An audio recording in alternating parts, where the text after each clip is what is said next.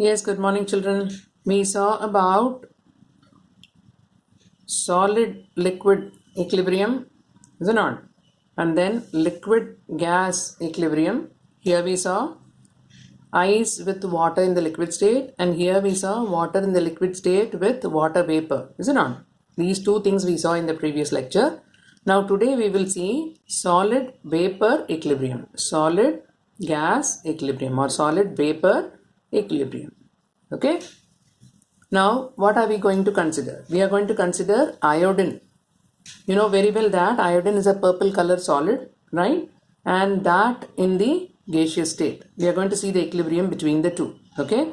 Now, what he says, if you place solid iodine in a closed vessel, remember always equilibrium occurs only in closed systems. Okay. Please remember this. So if you place solid iodine in a closed vessel, after some time the vessel gets filled up with violet vapor and the intensity of color increases with time as and when the iodine molecules get converted to the vapor form. In the vapor form, the purple color, it is getting intensified.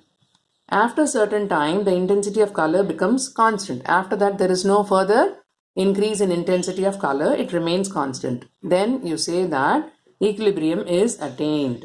Okay. So what is this process? This process is called sublimation. Solid to gas conversion is called sublimation. So here solid iodine sublimes to give iodine vapor, and the iodine vapor condenses to give solid iodine. Okay.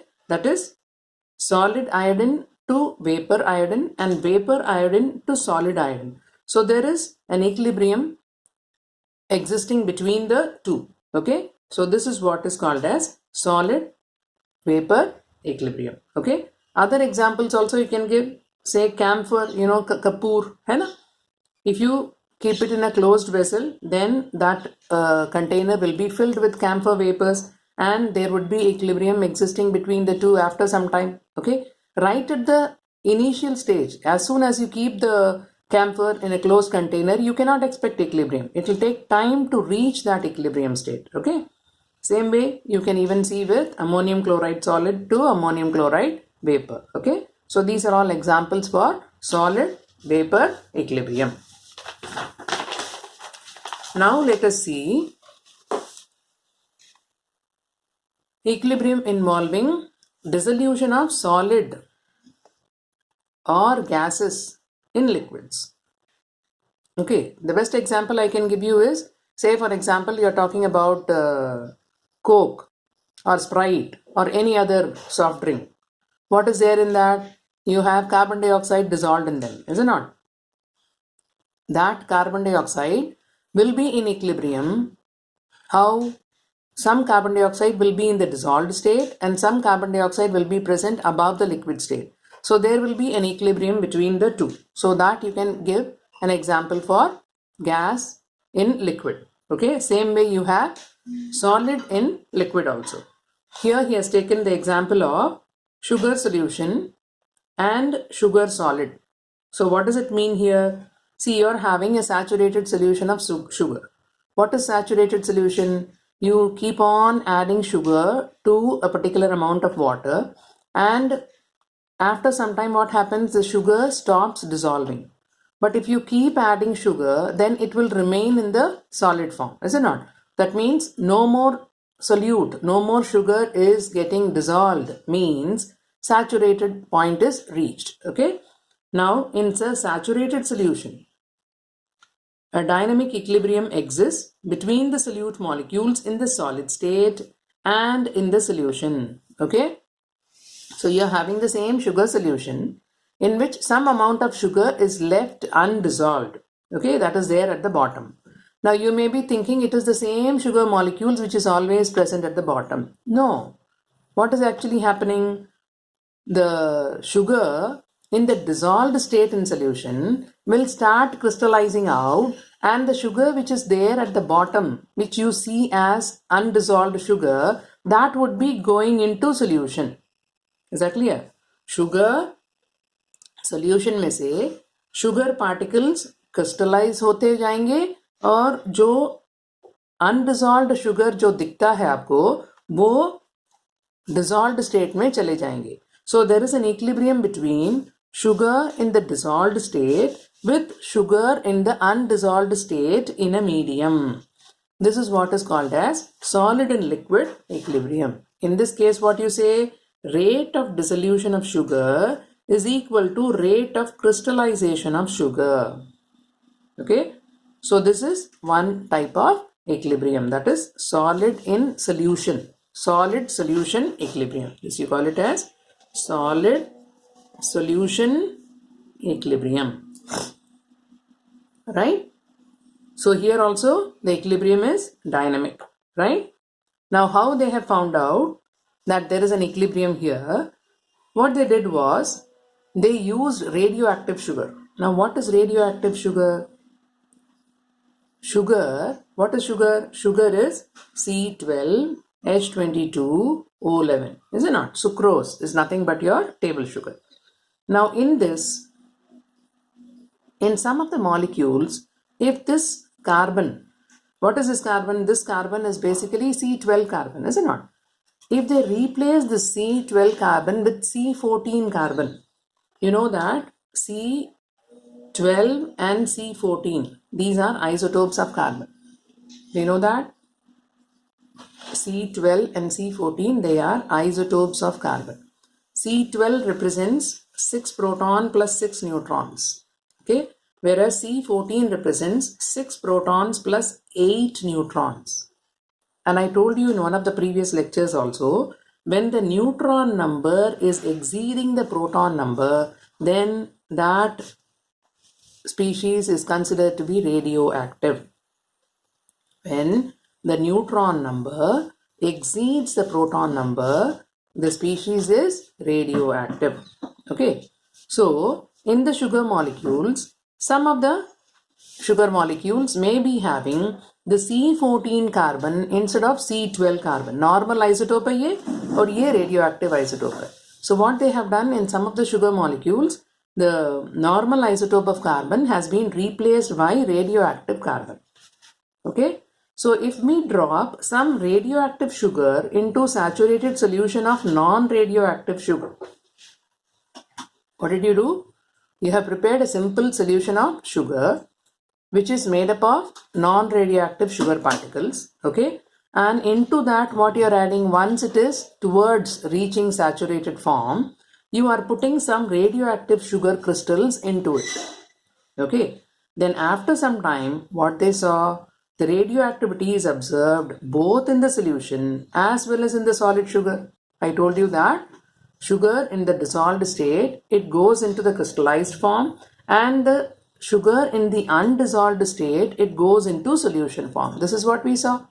Now what did you do? You started with a sugar solution which was having non-radioactive sugar, non-radioactive carbon in it, but you added some radioactive sugar into it. So you can't discriminate between the radioactive sugar. You should not go into crystallized form. You can't do that. Okay, so any sugar can go to the crystallized form, any sugar can go to the dissolved form.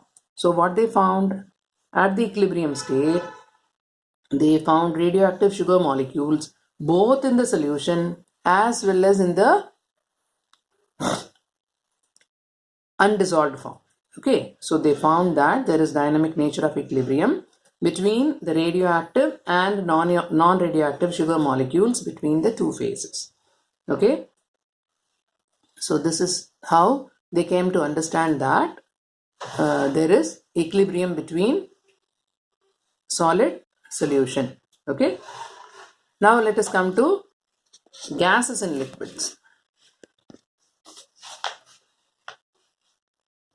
Now when a soda water is opened, some of the carbon dioxide gas fizzes in it, dissolved in it, fizzes out rapidly, is it not? As soon as you open the bottle, say it is, say Sprite or Coke or anything, as soon as you open the bottle, what happens? Immediately the carbon dioxide, it comes out, it fizzes out.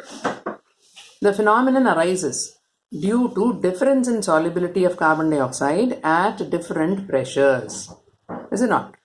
So long the bottle was closed, the carbon dioxide is under pressure, it is inside the bottle. Now, as soon as you open the bottle, what has happened? The pressure decreases. So, automatically, the carbon dioxide will try to escape out, right? So, there is equilibrium between the molecules in the gaseous state and the molecules dissolved in the liquid under pressure. When the bottle is sealed under pressure, some carbon dioxide is in the dissolved state and some carbon dioxide is in the vapor state. Okay, so that is CO2 gas in equilibrium with CO2 in solution. This CO2 is in the dissolved state, this CO2 is in the gas state, which is above the liquid surface. Now, when you open, what happens? The pressure decreases and immediately the carbon dioxide in the vapor form, it comes out. Okay, so this was governed, this particular aspect of any gas in the dissolved state, this was studied by a scientist by name Henry, and he gave a law called Henry's law. What does that law suggest or state? It states that the mass of a gas dissolved in a given mass of solvent at any temperature is proportional to the pressure of the gas above the solvent. Is proportional to the pressure of gas above the solvent. जितना ज़्यादा pressure होगा उतना ही वो gas की solubility बढ़ाएगी, और pressure कम है तो सॉल्युबिलिटी भी कम होगी. So the mass of gas dissolved in a given mass of solvent at any temperature is proportional to the pressure of gas above the solvent. This was the law given by Henry. Now, this dissolution of carbon dioxide will decrease with increase of temperature. Dissolution of carbon dioxide will decrease with increase of temperature. Now, you must have seen these soda water bottles. They are placed inside a big trough of water during summers. Why it is placed like that? Yes? Please think a little. What will happen at high temperature? You have studied that pressure is directly proportional to temperature. So when the temperature outside is more, then the pressure inside will also increase. Okay, if it increases, volume expansion will take place and the bottle will burst, right?